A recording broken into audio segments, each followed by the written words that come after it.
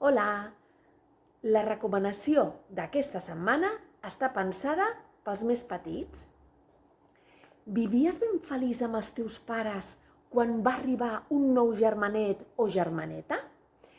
Van canviar molt les coses? Aleshores, potser vulguis conèixer la història de la Carolina i el seu germanet, que fa pudor, baveja i ocupa tot el lloc a la falda de la mama.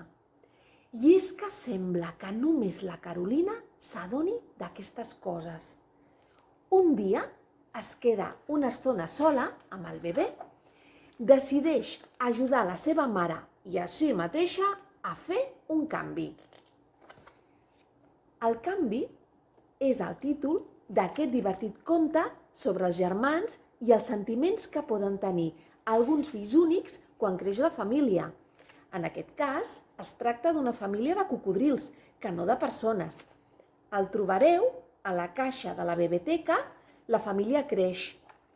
Ja sabeu, a la Bebeteca tenim una caixa de contes de xumets, una altra de contes d'anar a dormir, de contes de bolquers, de menjar, de fer les coses solet. I aquest, doncs, forma part d'aquest fons.